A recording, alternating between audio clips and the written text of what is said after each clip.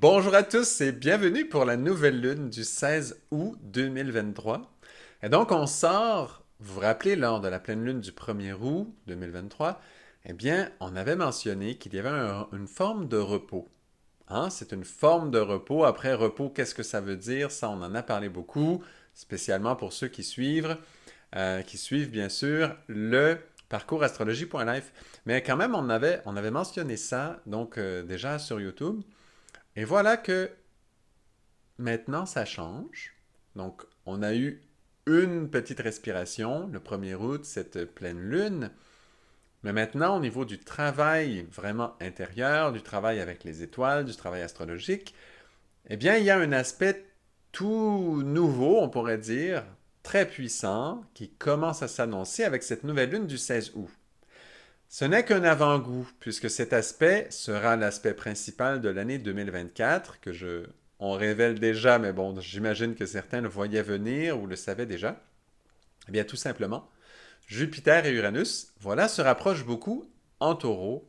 Et en fait, là, à partir de cette nouvelle lune du 16 août 2023, eh bien, on commence à avoir des forces qui ressemblent à la conjonction elle-même de Jupiter-Uranus qui aura lieu en 2024. Mais là, on a un avant-goût, parce que très bientôt, Jupiter et Uranus, les deux, seront rétrogrades, et donc Jupiter reculera à nouveau et donc se distanciera encore comme il l'était il y a quelque temps.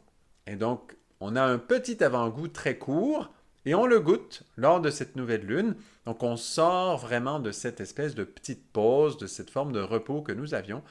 Et ça y est, nous entrons dans toute une force. Et donc, c'est la première fois qu'on va goûter à cette conjonction de Jupiter-Uranus. Ils sont encore relativement éloignés. Ils ne sont pas si près que ça au moment de cette nouvelle lune, mais à cause des aspects que cette forme de proximité, de conjonction de Jupiter-Uranus, les aspects qu'ils font, eh bien en fait, ils se rapprochent à travers les aspects qu'ils font. Quels sont ces aspects? Nommons-les tout simplement. Bon, il y a bien sûr l'aspect le plus fort, c'est le carré à la nouvelle lune elle-même.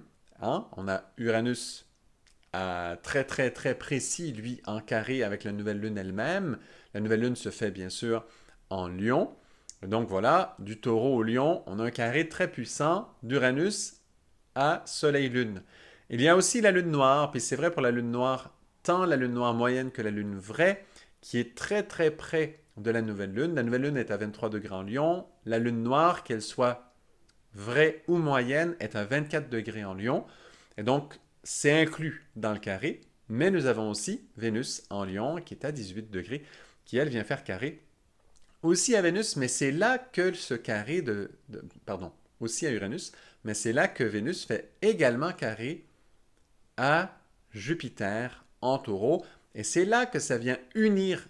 Et par le fait que les degrés comme ça, il y a un orbe dans Lion de 24 degrés pour la Lune noire, 23 degrés Soleil-Lune et 18 degrés Vénus, eh bien ça vient, le fait que Vénus soit à 18 degrés, ça vient ajouter là, dans ces carrés, la proximité de Jupiter qui lui se trouve, si je me rappelle bien, là c'est 14 degrés. Hein, et Uranus c'est 23 degrés en taureau, je crois, si je me rappelle bien, là c'est 14 pour Jupiter et 23 pour Uranus.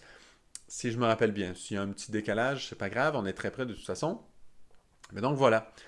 Donc le fait que Vénus soit à 18 degrés en Lion, ça la rapproche dans son carré de Jupiter à 14 et ça vient faire, c'est comme si ça crée un point intermédiaire de carré dans le taureau, qui sera à 18 degrés pour Vénus. Et à travers ce point, ça vient coller ensemble Jupiter-Uranus et ça fait qu'on peut sentir déjà un avant-goût de cette conjonction de Jupiter-Uranus qui aura réellement lieu, elle, en 2024 et qui sera d'ailleurs l'aspect principal de 2024. Et donc, on a vraiment un avant-goût grâce à ça. S'ajoute à ce carré des trigones dans le signe de la Vierge avec Mercure et Mars qui sont en Vierge, qui eux aussi, à travers leur degré, ajoutant, viennent rapprocher Jupiter-Uranus en taureau.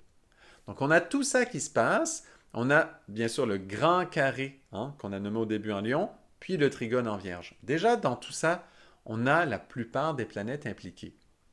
Évidemment, on peut ajouter le petit sextile d'Uranus avec Neptune qui, elle, est en poisson. Ça, on l'ajoute pourquoi? Là, on travaille un peu à l'avance. C'est parce qu'on le sait, si on regarde un peu d'avance, que quand il y aura la grande conjonction Jupiter-Uranus, ça ira travailler avec les poissons. Entre autres, dans ce sextile-là, qui ne sera pas exactement au même degré, mais ça vient toucher le poisson un peu. Puis il y en a un de sextile, il n'est pas très précis, donc il est secondaire celui-là. Le plus important quand même, c'est les carrés au lion. Bon. Là, tout ça, c'était des notions astrologiques. J'en conviens pour ceux qui n'aiment pas trop suivre ce genre de points. Bon, voilà. Merci d'avoir patienté. Passons maintenant à vraiment à interpréter tout ça. Quand on interprète tout ça maintenant, donc Jupiter-Uranus en taureau, qui sont rapprochés comme ça, on a un avant-goût de la conjonction. Je voulais vraiment bien expliquer ça pour comprendre c'est quoi cet avant-goût, parce que Jupiter-Uranus, ce sera très puissant. C'est des planètes qui, une fois ensemble, ont une force de mouvement épatante. Et voilà que c'est des carrés à Soleil, Lune, Lune noire et Vénus. Quand on a Lune noire, Vénus, Soleil, Lune, tout ça en Lion, évidemment, on va parler d'un sujet dont on parle souvent, mais quand même là, on n'a pas le choix, c'est le sujet de l'amour.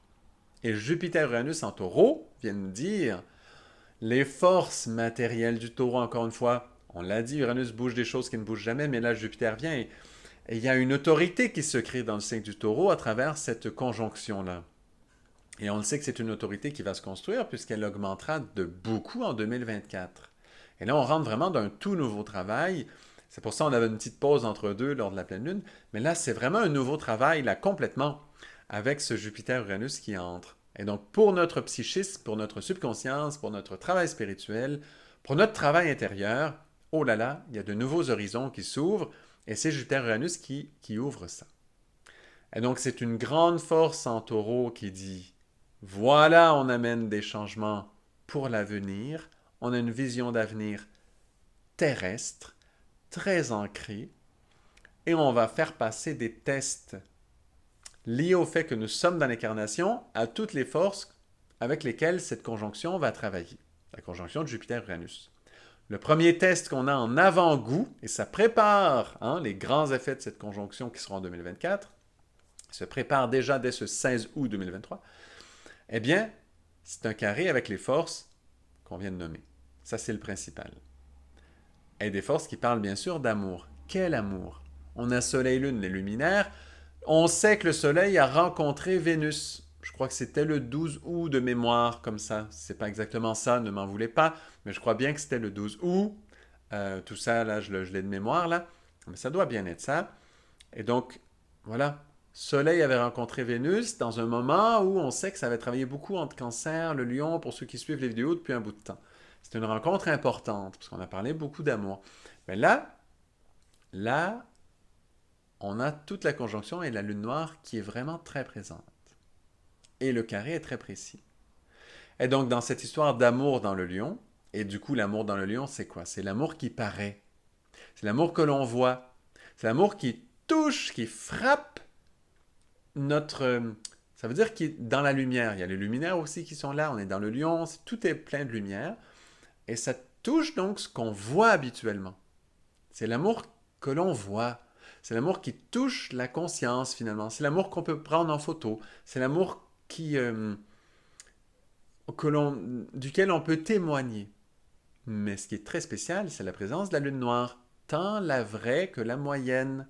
Est très précis. Donc là, faut la nommer. Faut travailler avec. Et elle parle de quoi? Elle parle bien sûr de fidélité, la lune noire. Moi, je le nomme souvent comme ça. Elle parle de fidélité. Et donc là, Jupiter-Uranus vient de nous dire, les amis, il y a un mystère sur la fidélité en amour visible duquel on ne parle jamais. Parce que la lune noire, souvent, va travailler dans des amours qui sont un peu plus invisibles, un peu plus cachés. Mais là, on parle de l'amour visible. Et Jupiter-Uranus vient de dire, il y a des nouveaux standards. Il y a des nouveaux standards à aller chercher. Et voilà. Quels sont ces standards? Eh bien, on va nommer une chose déjà ensemble aujourd'hui. Et bien sûr, vous le savez, dans le parcours astrologie.life, on va aller encore plus loin. Mais déjà, pour tous là sur YouTube, on le nomme comme ça. On ouvre le sujet. On a déjà entendu de plusieurs grands guides spirituels, maîtres spirituels, etc., des grands de ce monde, nous avons entendu la phrase suivante. L'amour est un état de conscience. Et donc, c'est le fait, l'idée de ça, en général, ça va être de discerner entre l'amour en tant que sentiment, l'amour en tant qu'émotion, ou l'amour en tant qu'état de conscience. Et donc ça, c'est une grande vérité universelle, hein, que l'amour, voilà, c'est un état de conscience. Et ça va très bien avec le fait qu'on est dans une force, dans la lumière, dans le lion, avec les luminaires, avec Vénus. L'amour est un état de conscience, parce qu'un état de conscience, il y a une lumière qui est là, parce que c'est conscient, très solaire justement, très lion, très soleil, et la lune qui participe, donc les luminaires ensemble, avec la Vénus qui représente l'amour. Et la lune noire vient dire, très bien, en général, quand on entend l'amour est un état de conscience, habituellement, qu'est-ce qui nous vient dans l'imagination? Je parle pour ceux qui n'ont pas nécessairement tellement approfondi le sujet. Quand on entend ça la première fois, eh bien, en général, qu'est-ce qu'on reçoit dans notre imagination? C'est quelque chose qui va ressembler à, comme l'amour est un état de conscience, eh bien, l'amour, c'est quand on est heureux. Quand on est, voilà, on est joyeux, on est heureux, voilà. L'amour, ce n'est pas un sentiment d'appartenance, c'est plutôt parce on vient différencier d'un sentiment qui se connecte à l'autre comme un fil émotionnel qui se connecte à l'autre. Et on vient dire non, c'est plutôt un état de conscience. Donc, c'est un état d'être. Ça veut dire c'est un état, voilà, de quand on est heureux. On est en amour, ça veut dire on est dans l'état d'amour. On imagine à peu près ça. Bien sûr, il y a des variations pour chacun, selon nos imaginations, qui nous sommes. Bon, très bien. Mais là, ce carré, et en plus avec Mercure et Mars en Vierge, viennent pousser ça un peu plus loin. Avec le trigone, là, de Mercure et Mars en Vierge. Je ne décris pas pourquoi Mercure, Mars, tout ça, mais sachez que c'est tout à fait inclus, et même le Neptune aussi. Là, tout ce que j'ai nommé, c'est inclus un peu dans cette vision-là. Vous verrez des subtilités pour ceux qui sont bien habitués. Pour les autres, de toute façon, qui sont moins habitués à l'astrologie, ben, ce qui compte, ça va être l'interprétation. Donc voilà. Donc je ne rentre pas dans les détails, ce serait trop long. Pourquoi le trigone, Mercure, Mars, voilà, vient jouer là-dedans. Je le fais un peu plus simple. Bon. Mais je le dis quand même pour qu'on comprenne qu'on travaille sur l'ensemble du thème, là, de cette nouvelle lune. Pour qu'on voit qu'on est vraiment dans un travail astrologique complet, holistique. Voilà, on intègre tous les aspects les plus forts. Bon. Alors, la lune noire, elle, vient parler de fidélité dans cet espace. Et ça veut dire quoi?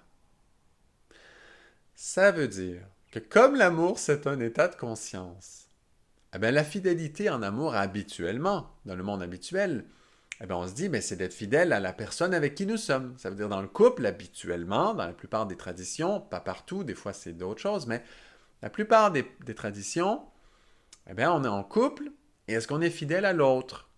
C'est la grande question. Et la fidélité, on va la mesurer comment? La plupart du temps, en tout cas en Occident, mais souvent, ça va être est-ce que la personne va commettre une infidélité, mais vraiment souvent au niveau d'une relation sexuelle, par exemple, ou vraiment de s'amouracher d'une autre, mais c'est beaucoup lié à cette espèce d'attirance liée à la sexualité. Ce qu'on comprend, parce que la force sexuelle, c'est quand même très important.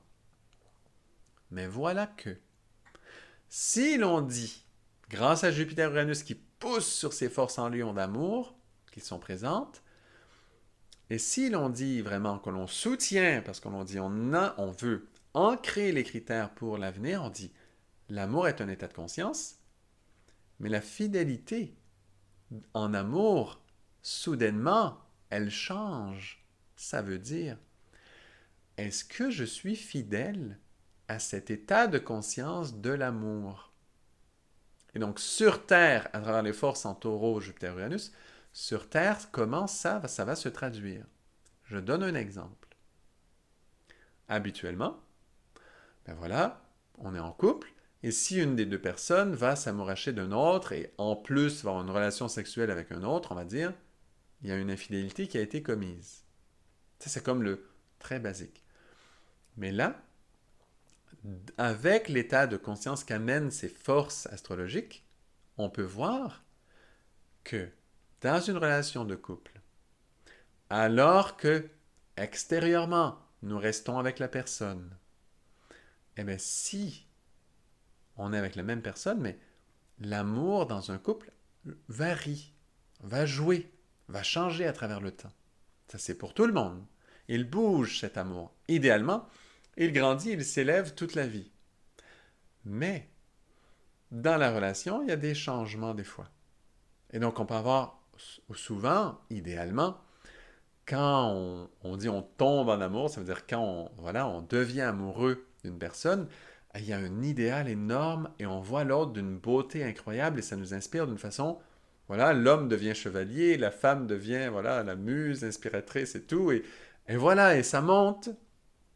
Mais il y a d'autres états de conscience qui vont se glisser même au sein d'un couple qui est, en parenthèse, fidèle. Ça veut dire que leur sexualité ne s'étend pas partout, cette fidélité habituelle que l'on regarde. Mais même au sein d'un couple, est-ce que l'on est fidèle à l'état de conscience d'amour?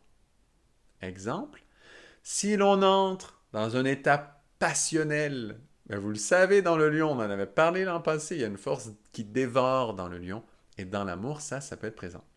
Mais là, on a la lune noire qui ajoute, et on a Jupiter-Uranus qui pousse dans le carré, et là, ça va beaucoup plus loin, cette affaire de discerner les états d'amour. Là, on demande la fidélité, même au sein d'un couple. Quand le couple tombe dans un état passionnel, amoureux, charnel, etc., qu'est-ce qui se passe? Oh, est-ce qu'on est fidèle à l'état d'amour? Et là, vous allez dire, mais Yann, de quoi tu parles? Tu parles de quoi là? Tu parles de chasteté? Tu vas où avec cette affaire? Oh, eh ben non, c'est pas ça l'idée. Je ne parle pas là de chasteté, de privation sexuelle et tout ça. On n'est pas dans ça. Mais vraiment, il ne faut pas tout mélanger. On parle d'état d'amour, n'oubliez pas. On parle que l'amour est un état de conscience et que pour être réellement fidèle en amour, eh bien, il faut être fidèle à l'état de conscience d'amour, celui qui élève. Mais quand on entre dans une passion charnelle, oh là là, vérifiez vos états. Quand ça vous est arrivé, quand ça vous arrive, quand ces choses se manifestent, vérifiez, est-ce que l'état de conscience est le même? Bien sûr que non.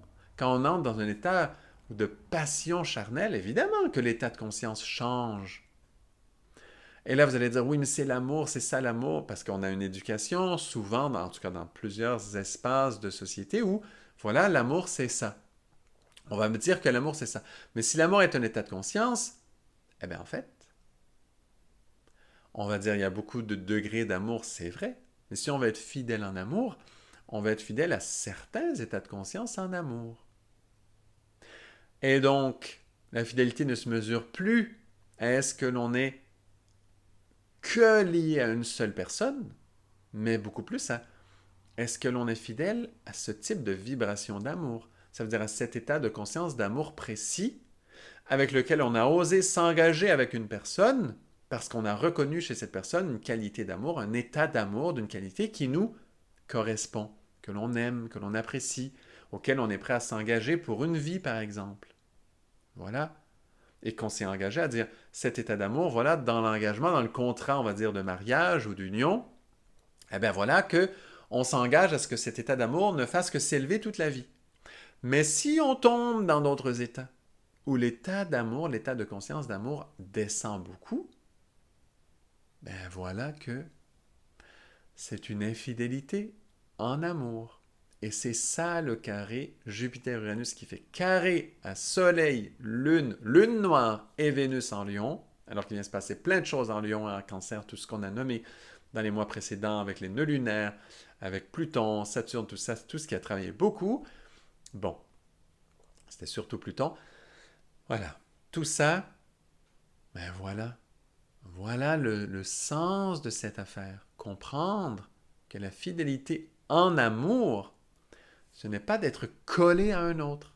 Dans un couple, on peut être infidèle. Au sein d'un même couple, on commet l'infidélité liée à l'amour.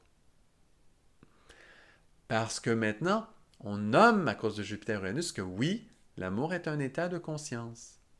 Et donc on a cette fidélité à cet état de conscience d'amour. Est-ce que ça veut dire que maintenant on peut aller aimer tout le monde? Eh bien oui, en fait. Mais en étant fidèle à cet état d'amour-là.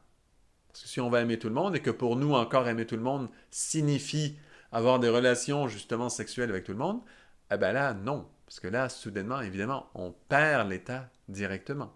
Et donc, évidemment que ça ne vient pas soutenir ça, mais ça vient soutenir, par contre, évidemment, que oui, on peut aimer tous en restant fidèles en amour. Alors là, pour le couple, ça vient ébranler deux, trois petites choses qui sont un peu acquises dans la société actuelle. Pensez-y. Je nomme ça, ça se peut que ce soit très peu populaire ce que je nomme, probablement des critiques, je sais, sur YouTube, il y en a beaucoup quand on pousse un peu dans un travail spirituel ou un travail intérieur. Pensez-y à ça, les forces astrologiques le soulignent comme jamais auparavant, depuis très longtemps en tout cas. Évidemment, elles le soulignent de temps en temps, mais là, c'est très puissant parce que ça descend dans le concret, dans la matière, et c'est Jupiter-Uranus qui, avec cette autorité qu'ils peuvent avoir dans le côté très matériel, disent maintenant sur Terre, on tient compte de ça. Maintenant sur Terre, on tient compte que la fidélité en amour, on peut commettre l'infidélité au sein d'un couple qui reste ensemble, même s'ils restent toujours dans la même pièce toute leur vie, et qui sont que eux deux, eh bien, ils peuvent quand même commettre l'infidélité en amour. Pas parce qu'ils ont des fantasmes sur d'autres, non. Parce que même entre eux, quand ils tombent dans un état d'amour très différent, je dis d'amour pour être généreux, mais quand c'est un état passionnel, des fois l'amour est loin. Parce que c'est d'autres forces qui entrent en jeu. Hein? Et je ne dis pas que ce sont des mauvaises forces, ce sont des forces formidables, celles de la reproduction, mais il y a des mystères formidables derrière ça. C'est sensationnel. Mais est-ce que c'est l'état d'amour pour lequel on s'est engagé? Pas exactement, non. C'est pas ça l'amour premier pour lequel on s'est engagé. Quand vraiment on aime. Ah, l'état d'amour, c'est autre chose. Idéalement, ça vient rejoindre l'état d'amour christique. On n'en est pas là. Mais c'est un peu voisin de ça. C'est près de ça. Ça veut aller dans cet espace-là. Et donc voilà la fidélité en amour maintenant avec Jupiter-Uranus qui ont cette autorité d'oser nommer ça. Est-ce que j'ai déjà nommé ça sur YouTube? Pas exactement comme ça, non. Pourquoi? Parce qu'il n'y avait pas les aspects astrologiques pour dire voilà, maintenant on travaille cette force, on peut nommer ça, même sur YouTube grand public on peut y aller, on nomme ça. Et voilà. Et après vous allez dire mais comment on fait pour faire des enfants? Mais il y a moyen d'avoir une relation sexuelle en restant dans l'état d'amour. Mais si on tombe dans l'état passionnel, etc., là ça c'est autre chose. Et là, il y en a qui vont vouloir vérifier. Ils vont dire oui, mais justement, comme tu dis, Yann, si on peut rester dans un état d'amour en ayant une relation sexuelle et que soudainement tu dis qu'en état d'amour on peut aimer tout le monde, ben on peut du coup en de relation. Mais voilà, ça c'est le petit serpent en nous, ça c'est le malin en nous qui essaie de nous amener sur des routes étranges. Mais si on choisit d'avoir des relations sexuelles partout, évidemment que c'est pas par un état d'amour ça. Non, non, non, non, non, non, non, non. Ça, c'est le petit serpent en nous qui essaie de nous convaincre de ça. Mais pas du tout. Pas du tout. Quand je dis que c'est possible de rester en état d'amour en créant un enfant, je ne parle pas là de justement de donner voilà cette voie libre à toutes ces forces passionnelles. Parce que ça, évidemment que non. Non. Ce n'est pas l'état d'amour qui persiste. C'est autre chose. Et il y a une infidélité qui est commise quand on fait ça. Et on le fait tous. C'est entendu. C'est arrivé à pratiquement toute personne sur Terre jusqu'à maintenant. C'est entendu. Je ne dis pas qu'il faut absolument le faire. Si on ne le fait pas, on va être puni. Je ne suis pas là-dedans, là. Hein? Faut pas, quand on nomme des sujets aussi délicats, surtout en grand public, il ne faut pas rajouter nos anciens clichés liés à ce que l'on dit dans ces espaces-là pour qu'on se sente mal et qu'on comprenne mal et qu'on n'arrive pas à bien le vivre. Il faut être ouvert parce que c'est nouveau ce qu'on nomme. Ce sont de nouveaux aspects astrologiques qui amènent des nouvelles notions. Quand je dis l'astrologie est quelque chose de vivant, ben voilà, c'est vivant, c'est nouveau, ça veut dire. Parce que la vie est toujours nouvelle. On verra jamais deux fois la même vie passer. Jamais. La même étincelle de vie jaillir de qui que ce soit. Ce sera toujours nouveau. Et l'astrologie est comme ça. C'est toujours nouveau. Donc cette notion qu'on nomme, oui, ça a déjà été nommé. Que oui, l'amour est un état de conscience, ça a été dit par plusieurs. Mais là, on l'approfondit d'une façon toute spéciale. Et c'est ça qui est nouveau. Que là, on ose nommer, oui, effectivement, on voit la différence. On le voit.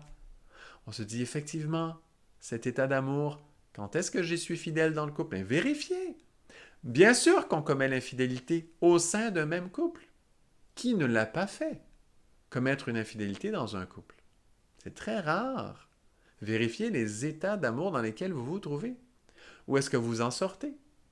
Qui reste dans un état d'amour qui correspond à la force d'amour pour laquelle on s'est engagé dans le couple, initialement, s'il y a eu mariage, ou au moins reconnaissance d'une union pour la vie ou pour long terme, ben voilà, qui reste dans cet état-là tout le temps?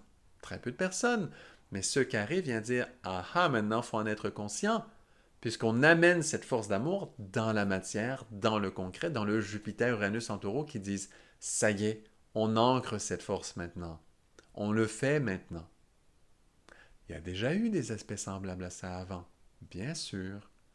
Mais là, on entre dans l'ère du Verseau, il y a des mouvements, il y a toutes les planètes qui bougent et il y a certaines choses qui sont nouvelles. Voilà. Maintenant, on nomme ça de cette façon et on peut peser la chose de cette façon et se rendre compte qu'au sein d'un même couple, nous sommes infidèles. Et ça vient ça vient relativiser énormément cette question de fidélité. Qui est fidèle? Qui ne l'est pas? Fidèle à quoi? Fidèle à l'amour? L'amour est un état de conscience. Et donc, quel état de conscience on choisit? Auquel état de conscience? À quel état de conscience on a choisi d'être fidèle quand on s'est uni? Que ce soit par le mariage, par quoi que ce soit. Que l'on s'est uni avec une personne par amour. Mais à quel état de conscience est-ce qu'on a été choisi d'être fidèle? Et on sort de ces espèces de manifestations extérieures qui l'on croit, parce qu'on l'en a acquis par un héritage de la société, que c'est ça qui devrait définir si on est fidèle ou pas. Pas du tout. Non. Pourquoi? Parce qu'on est fidèle en amour. Et donc, si on est fidèle en amour, on est fidèle en état de conscience. Et voilà pourquoi c'est possible d'aimer tout le monde. Je répète, quand Jésus a dit « Aimez-vous les uns les autres comme je vous ai aimé », vous croyez que Jésus n'aimait qu'une personne? Pas du tout. Il pouvait, potentiellement, il y a des versions où il a été fidèle à une compagne. Il y a des versions de ça, de cette histoire comme ça. Il y en a qui ne l'ont jamais entendu, mais plusieurs, oui. Donc, c'est bien possible qu'il était fidèle extérieurement à une compagne au niveau de ce qu'il vivait dans sa sexualité, dans son amour, etc. Bien sûr que oui. Mais il était surtout fidèle en amour. Et dans son cas, c'est une fidélité à un amour christique. Et évidemment qu'à travers cet amour-là, il a aimé tout le monde. Pas juste sa conjointe, pour ceux qui conçoivent qu'il a eu une conjointe. Ceux qui ne le voient pas, pas de problème, on ne le met pas. Mais pour ceux qui le voient, eh bien voilà. Évidemment que c'est une autre forme de fidélité. Est-ce que la conjointe de Jésus, s'il y en avait une, disons qu'il y en a eu une, ou pour ceux qui pensent qu'il n'y en a pas eu, voilà, qui sont convaincus que c'est impossible, eh bien, on va émettre l'hypothèse qu'il y en a eu une. Donc, imaginons que Jésus avait une conjointe. Est-ce qu'elle était jalouse que Jésus aimait toute l'humanité? Mais non. Pourquoi? Parce qu'il était fidèle en amour à l'amour dans lequel ils se sont unis. L'amour a un état de conscience. Et réellement, on peut aimer réellement tout le monde si on voit les choses de cette façon. Voilà. Ça passe peut-être vite, peut-être que c'est pas clair. Réécoutez si ça ne l'est pas. Je crois quand même que ça a été nommé. Je ne veux pas me répéter sans cesse. Je ne veux pas rallonger trop cette vidéo. Mais ce sont des notions ultra importantes, ça. Ultra importantes. La fidélité en amour. C'est autre chose qu'une fidélité d'un contrat avec une personne, et voilà, je veux, il faut absolument être fidèle, mais on se retient, mais on veut aimer, la force d'amour pousse, pousse, pousse. Pourquoi il y a des infidélités comme on les connaît aujourd'hui tellement? Les infidélités comme on le voyait avant. Là, pourquoi ça, c'est tellement répandu? Ça veut dire des hommes, des femmes qui vont aller chercher d'autres partenaires amoureux que le partenaire là qu'ils ont. Et que ça se manifeste souvent, justement, dans une relation sexuelle, voilà, l'un a trompé l'autre, etc. Pourquoi ça se manifeste comme ça? Ben voilà, parce que la force d'amour en nous pousse. Mais comme on ne reconnaît toujours pas que l'amour est un état de conscience et que la fidélité en amour, c'est une fidélité à un état de conscience, mais cette force d'amour ne sera jamais rassasiée.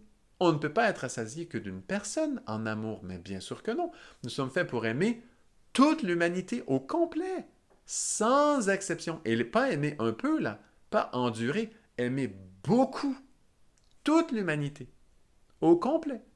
Et en plus, tout le vivant. Mais ça, on ne va pas rentrer là-dedans maintenant. Mais au moins toute l'humanité. Hommes et femmes. Voilà. Hommes et femmes. Un amour fort. Un vrai amour. Mais pour ça, il faut être fidèle à l'état d'amour. Ça veut dire qu'il faut voir l'amour comme un état de conscience. Sinon, ça ne fait aucun sens. On est perdu, on se dit comment aimer tous, qu'est-ce qui se passe, il y a toutes sortes de manifestations de ça, il y a des sectes où il y a toutes sortes d'échanges sexuels de tout bord, tout côté, il y a toutes sortes de folies qui se mettent dans nos têtes, ou de ce qu'on peut imaginer. Mais voilà, non, non, non, mais bien sûr que c'est pas ça du tout. On ne parle pas d'amour là-dedans. C'est une manifestation d'amour très très basse. Mais on ne va pas être fidèle à un état de conscience lié à une manifestation d'amour très très basse. Pourquoi être fidèle à une manifestation d'amour de la sorte? Il faut être fidèle à des manifestations d'amour, bien sûr, élevées. Sinon, c'est pas de la fidélité, c'est presque de l'esclavage après. Pour nous-mêmes, je parle. Hein, voilà. Voilà Jupiter-Uranus, comme ils sont puissants. Vous voyez, c'est ça Jupiter-Uranus. En 2024, on va les goûter. Ils vont être ensemble en taureau. Ça promet, je vous le dis. Ça va être très puissant. Là, on a un avant-goût. Et vous voyez à quel point ça veut pousser, ça balaie des notions d'un coup. Là, on le nomme, ce n'est qu'une vidéo, on va l'oublier. Certains vont dire, mais je savais déjà ça, c'est normal, toutes les vérités, on a toujours la sensation qu'on les a déjà connues depuis toujours. C'est normal d'avoir cette sensation, mais ça ne veut pas dire qu'on l'avait articulé, qu'on avait touché le niveau vibratoire comme on le nomme maintenant. Ça, c'est les étoiles qui le donnent. On est dans l'astrologie vivante, hein, on est dans ce message-là. Donc, c'est ultra précieux, et je vous le dis, Jupiter-Uranus, ça déménage, et là, ce carré-là, avec les autres points aussi qu'on a nommés, eh bien, viennent pousser cette notion et nous rendre conscients que si l'état d'amour est un état de conscience, c'est quelque chose de conscient. Eh bien voilà, c'est d'éduquer notre conscience et le tenir dans l'amour. Et la fidélité prend un sens nouveau, qu'on savait déjà, mais là, on le vit un peu plus, on le nomme un peu différemment. On ose comparer des choses qu'avant, oups, on n'osait pas trop comparer. On le savait, mais on n'osait pas trop nommer ça. Exactement comme ça. Oh, pourquoi il y a une énorme incompréhension, tout le côté religieux qui dit la sexualité, il faut se calmer, il faut pas trop nourrir ça, et c'est même mauvais ou tout ça. Pourquoi c'est nommé comme ça? Parce qu'on n'a jamais clarifié ce point. Tout simple. La fidélité en amour, c'est quoi? C'est la fidélité à un état de conscience de l'amour le plus élevé, celui pour lequel on a osé se dire c'est tellement beau que je suis prêt à m'engager. Mais il faut être prêt à être fidèle à cette force, parce que l'engagement est réel dans ces plans-là.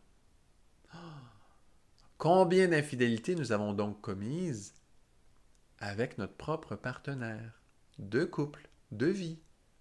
Eh oui, beaucoup, pour la plupart, bien sûr. Bien sûr. Et même pour ceux qui ne sont pas en couple. Vous croyez qu'eux n'ont pas été infidèles en amour? Bien sûr que oui. Ils ont connu des états d'amour élevés et parfois, ils l'ont baissé. Et oui, même quand on est célibataire, on peut être infidèle. L'infidèle, je parle en amour. Puisque c'est un état de conscience, l'amour. Pour vrai. Donc c'est conscient pour vrai.